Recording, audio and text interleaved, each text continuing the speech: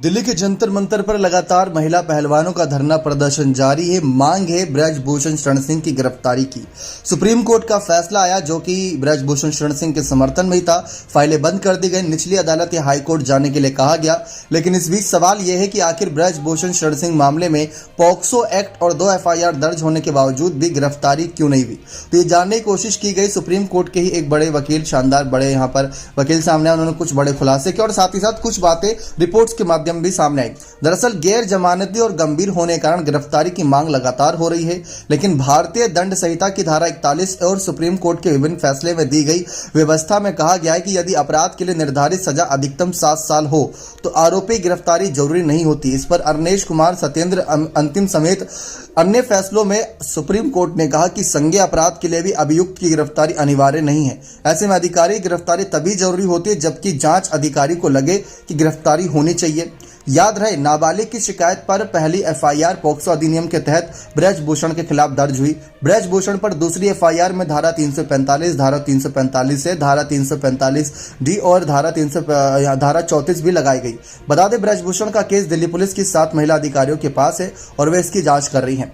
दंड संहिता के मुताबिक धारा 354 में अगर कोई महिला की मर्यादा और सम्मान को नुकसान पहुंचाने के मकसद से हमला करता है, इसके अलावा कोई आपराधिक बल का प्रयोग करके उसके साथ गलत भावना के साथ जबरदस्ती करे, सजा क्या होगी। इस धारा के तहत आरोपी पर दोष सिद्ध होने जाने पर कम से कम 1 साल की सजा और अधिकतम 5 साल की कैद या आर्थिक जुर्माना लगाया जा सकता है।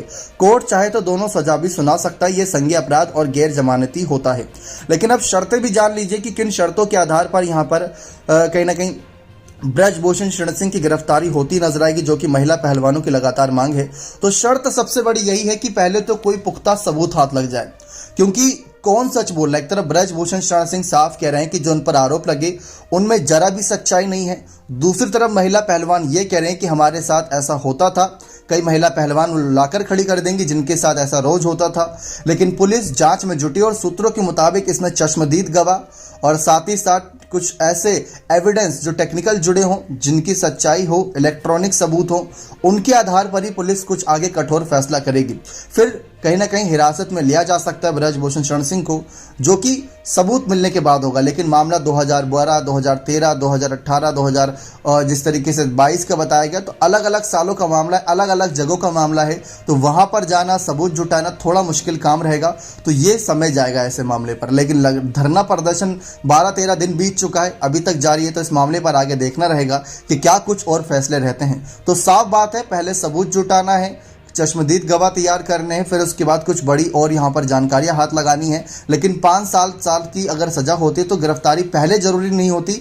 पूछताछ के बाद और कुछ बड़ी जानकारी हाथ लगने के बाद पुलिस के हाथ में होता है कि गिरफ्तार करे या ना करे। अब देखते हैं इस मामले पर पुलिस का क्या एक्शन रहने वाला है। लेकिन आपको क्या लगता है कि इस पूरी घटना पर कौन सच्चा है, कौन झूठा? अपनी राय कॉमेंट सेक्शन में जोड़ दीजिएगा। बहुत बहुत धन्यवाद।